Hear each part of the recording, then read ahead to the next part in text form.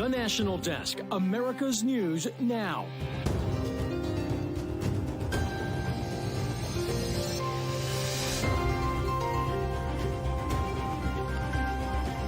Right now, debt talks stall. House Speaker Kevin McCarthy digging in as negotiations to raise the country's borrowing limit hit a snag. I just think it's common sense, it's reasonable, and it's rational that we spend less next year than we spend this year. Uvalde, 1 year later, the mourning continues as the nation remembers the 21 lives lost in the Texas school shooting. And decision day for Ron DeSantis as the field widens in the race for the White House. How much catching up the Florida governor needs to do to be the Republican frontrunner. I'm Eugene Ramirez. We begin with that breaking news. Right now, Florida Governor Ron DeSantis talking with Elon Musk on Twitter about his decision to seek the 2024 Republican nomination for president of the United States. Now, earlier today, DeSantis filed the paperwork with the Federal Election Commission to officially join the race for the White House. Recent polls, though, show DeSantis second only to Donald Trump in hypothetical Republican primaries, but trailing by a wide margin. DeSantis has some catching up to do. Take a look here. In this Economist YouGov poll released today, former President Donald Trump has a 32-point advantage over DeSantis. The other notable candidates like Nikki Haley, Tim Scott, and Asa Hutchinson far behind there. But some experts believe the race will tighten as we get closer and closer to the 2024 primary season. But Trump's not holding off on launching attacks. In fact, he took to social platform, Truth Social, his own platform there, to get ahead of this DeSantis announcement. In multiple posts over a 2-hour span, the former president touted his polling lead over DeSantis. He attacked DeSantis' voting record, claimed DeSantis can't win the nomination or the general election, said DeSantis only became governor because of his endorsement, and called the governor a, quote, disloyal person.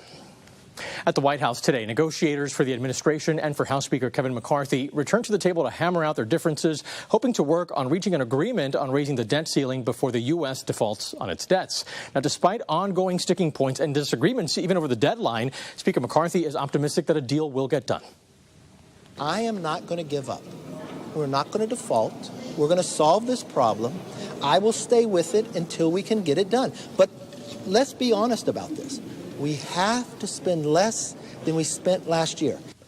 The Republican plan to raise the borrowing limit includes spending cuts that would impact social programs, something Democrats argue should be handled separately, accusing McCarthy of abusing this crisis and the timeline as the default deadline given by the Treasury Secretary fast approaches.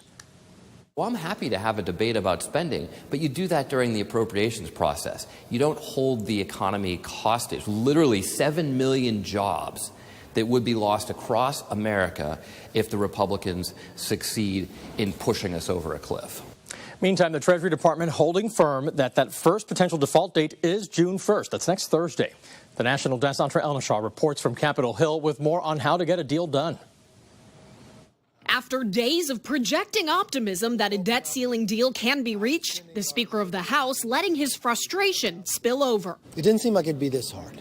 Both the Speaker and White House say a default won't occur, but they're still far apart on fundamental issues. Doubts now, too, among some House Republicans about Treasury Secretary Janet Yellen's prediction that June 1st is the earliest we could see a default. I don't believe that the first of the month is a real deadline. I don't understand why we're not making Janet Yellen show her work.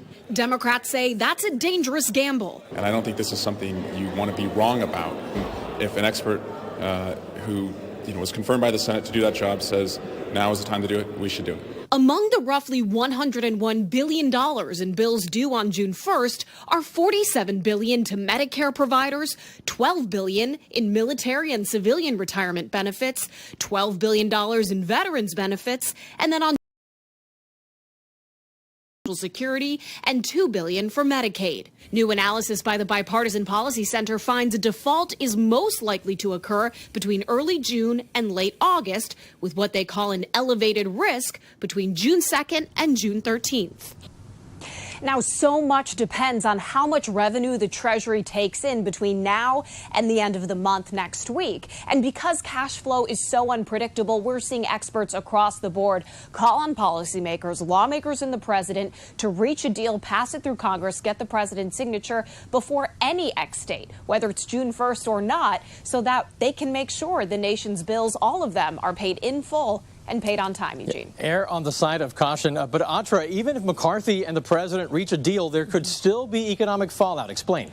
Right, because we're already so close to this first potential X date, we could see a repeat of 2011 when former President Obama and then Speaker John Boehner really ran it right up to the last minute, and they raised the debt ceiling without a default. But then a few days later, S&P still downgraded the U.S.'s credit rating. And if that were to happen again, it would just be another crack in the integrity of the largest economy in the world. Atra Elishar at the Capitol, thank you. Thanks. Treasury Secretary Janet Yellen scheduled to testify before Congress on June 7th. Now, without a deal in place, this could be days after a default, though, again, some critics believe there's more time and more money available to push off that X date. President Biden has announced his pick to lead the National Security Agency. The president nominating Air Force Lieutenant General Timothy Hogg to serve as head of the NSA and U.S. Cyber Command. This joint position oversees a large part of America's cyber warfare and defense. Hogg currently serves as Deputy Commander of Cyber Command. He will replace General Paul Nakasone as the head of both organizations if Congress confirms him. Texas Attorney General Ken Paxton facing some accusations of extensive criminal activity right now. State investigators revealed details of their secret probe in a public hearing at the Texas State House today. They claim Paxton tried to hide an affair, broke protocols, and misused his power to help a political donor, among other allegations. This probe has been going on now for months after it was secretly authorized back in March. Paxton, who you see here, denies the allegations. Today marks 1 year since the school massacre in Uvalde, Texas. 19 children and 2 teachers died, and 17 others were injured at Robb Elementary School when a gunman entered that school and barricaded himself in a standoff with police officers that lasted for more than an hour. The National Desk's Jordan Elder joins us now from Uvalde with how the local community is marking this day and the outpouring of support from people all across the country. Lives were shattered. They still need help, and they need all kinds of help. 1 year after the tragedy at Robb Elementary, the community gathered to release butterflies and ring the church bells in honor of the children and teachers who were taken too soon. It's been tough this last year, tougher for the families that have had to live with this pain for the last year. Ronald Garza grew up here. He says it's a close-knit community where almost everyone knew someone inside the school that day. I knew 2 of them. One of them was very close to us. She'll never experience a quinceañera.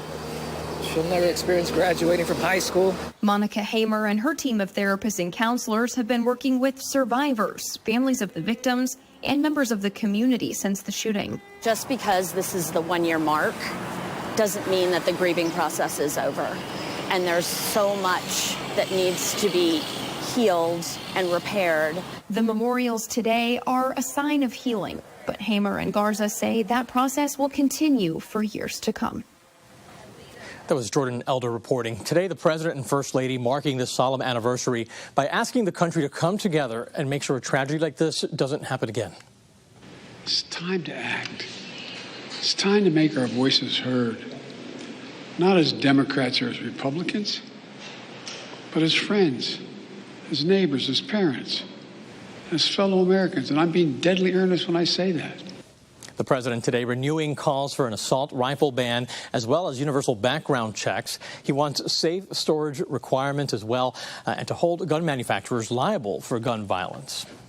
A Florida man is in jail after carrying an AK-47 onto preschool grounds in Fairfax County, Virginia. 32-year-old Eric Sandow was detained and his vehicle, 2 firearms were recovered from his vehicle following a search. Sandow told officers he was making his way to the CIA, which is about 2 miles from that school. Earlier today, the Arkansas man who was photographed on January 6, 2021 with his feet on Nancy Pelosi's desk was sentenced to 4.5 years in prison. Federal prosecutors had asked the judge for a 63-year-old Richard Barnett. Barnett's lawyers wanted no more than 6 months, arguing he was there to peacefully protest and just got caught up in the events of the day. Barnett was convicted in January on 8 charges surrounding the Capitol riots. Target pulling some merchandise that celebrates LGBTQ Pride Month over threats customers have made to Target employees. The large retailer confirming in a statement that it's removing items, quote, at the center of the most significant controversial behavior and moving its Pride collection from the front of some stores in the South to the back of the store. Target didn't specify what the items are, but it's received backlash for some swimsuits that it carries, which allows trans people to conceal private parts. Coming up, a new development in a multi-state manhunt for a murder suspect. Then artificial intelligence rapidly advancing, and some say we don't fully understand where that could lead. We're going to explore the potential harms. And one U.S. city seeing flooding at levels not seen in 40 years. We'll be right back.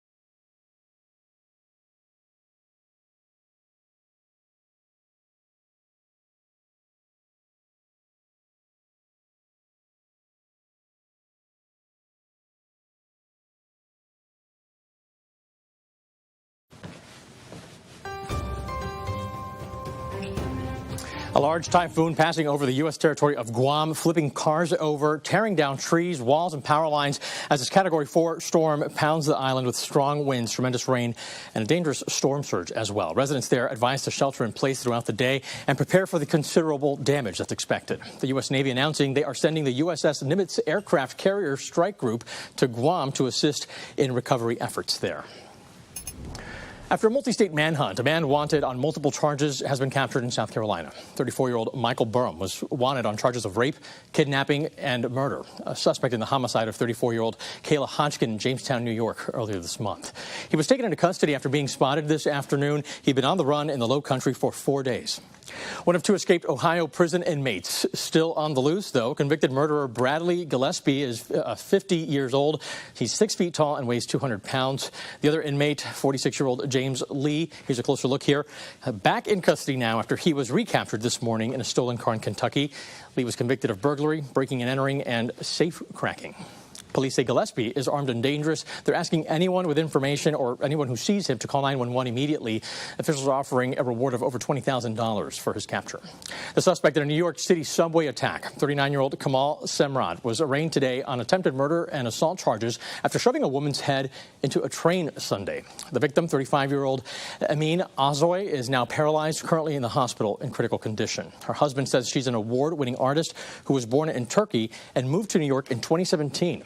A GoFundMe page to help pay for the woman's medical bills has raised more than $90,000 so far. It's not clear if Semrad entered a plea today, but he is due back in court Friday.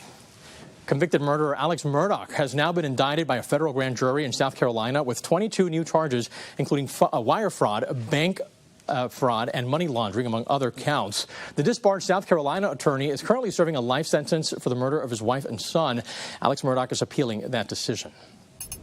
House Republicans holding a hearing today on an Energy Department proposal to regulate gas stoves because of possible health risks.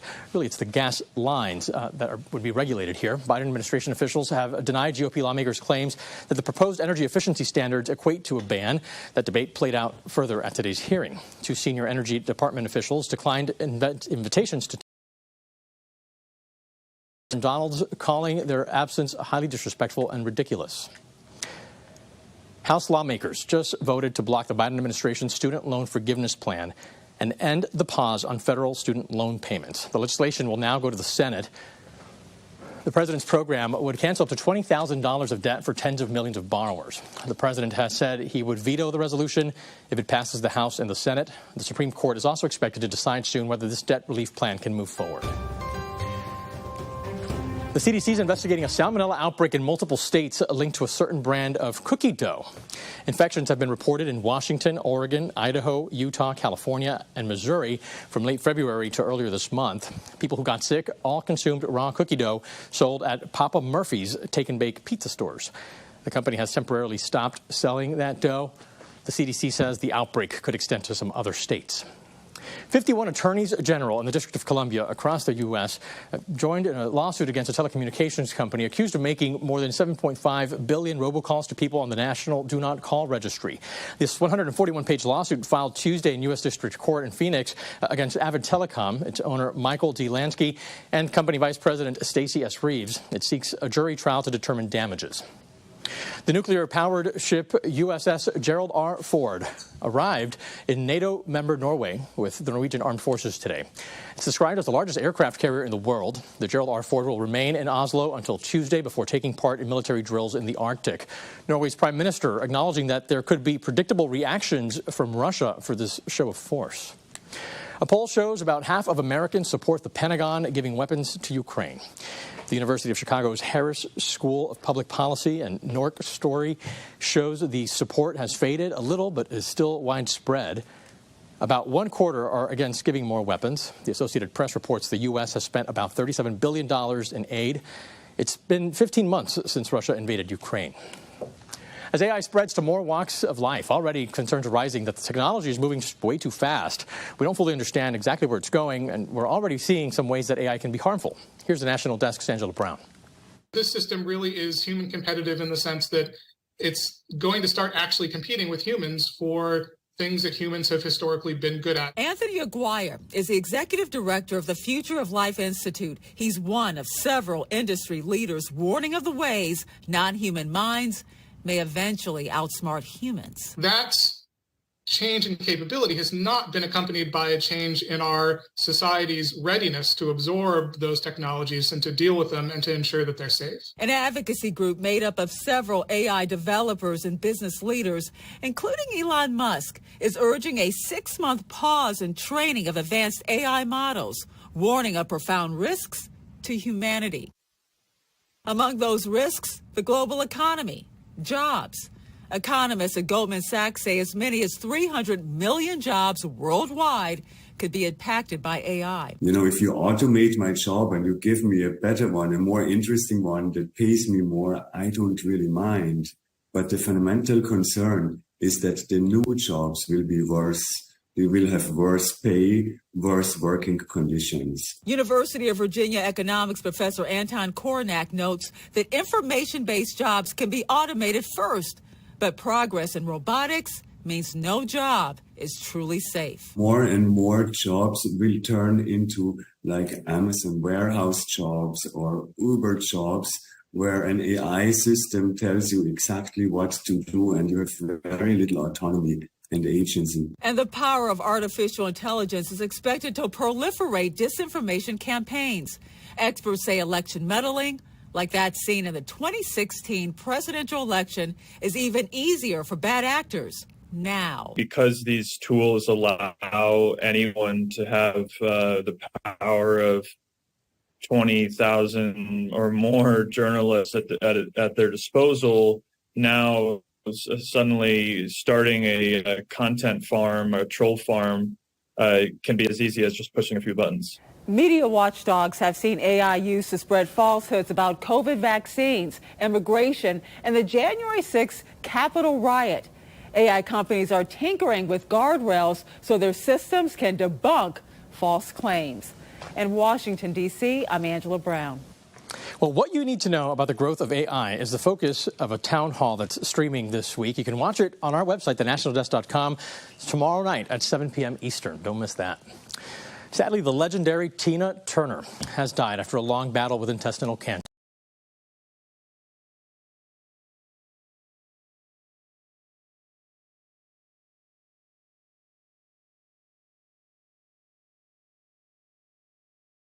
her abusive husband, Ike Turner. After their split, Turner became one of the best-loved female rock singers in the 80s, known not only for her resilience coming out of that relationship, but also for those high-energy performances of big hits like What's Love Got to Do With It and Proud Mary. She won 8 Grammys and was inducted into the Rock and Roll Hall of Fame in 2021 as a solo artist. That came 30 years after she was first inducted with Ike. Tina Turner was 83 years old. We'll be back in 90 seconds.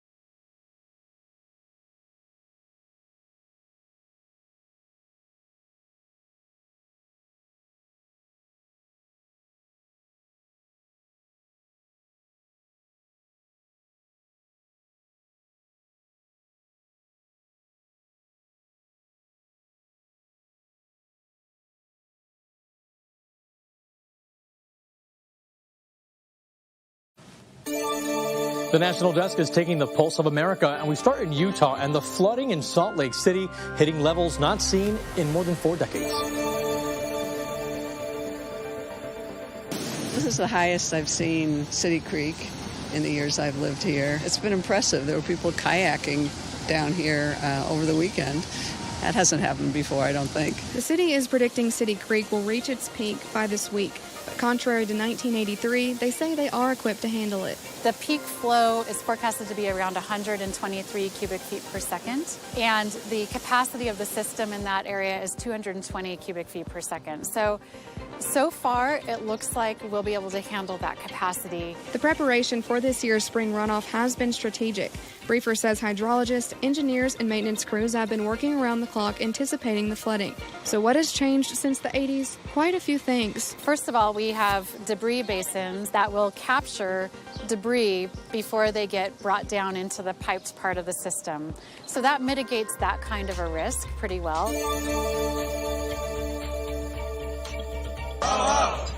Corporate greed has got to go. Hey, hey.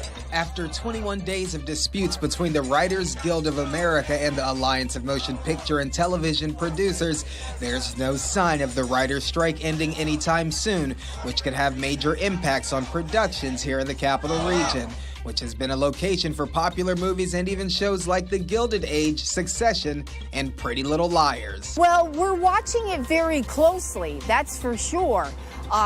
Right now, we haven't felt a big impact with it, but it could definitely be an impact down the road.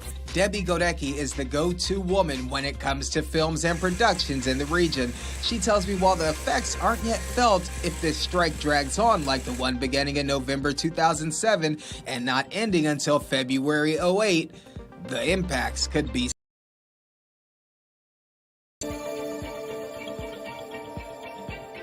I'm very grateful for where I am now. Youth Advocate Programs works with 18,000 children nationwide. Basically, our mission is to provide community-based alternatives for young people and their families and alternatives to out-of-home placements. The organization's president, Gary Ivory, says they've seen an increased number of referrals to the program, noting violence in some neighborhoods and communities has gone up, and we know that their mental health and dealing with trauma and generational and toxic stress is a big deal. But across Central PA, Ivory says we have had about an 86% success rate because we give them that 24/7 support. He says the mentors matched with the participants are from their neighborhoods and know firsthand the obstacles they're facing. Being with other people who've been in the same struggle with me, been through the same situations, that goes through the same stuff I do, this environment's changed me. Participants say without youth advocate programs, they'd be probably doing some bad decisions or locked up somewhere. Coming up on the National Desk, Americans taking second jobs just to make ends meet. What new numbers reveal about the so-called side hustles.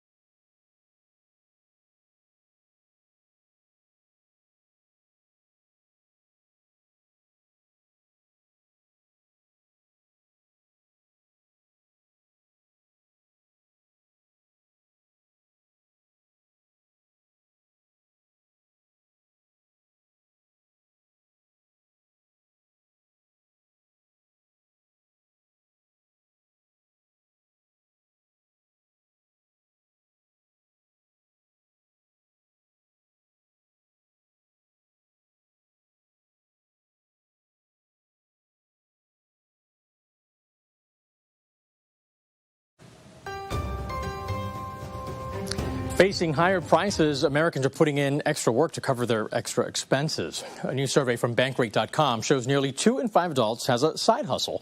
Nearly half of those people believe that second job will always be necessary in order to maintain their current lifestyle. Now, on average, people with these side hustles earn an extra $810 a month.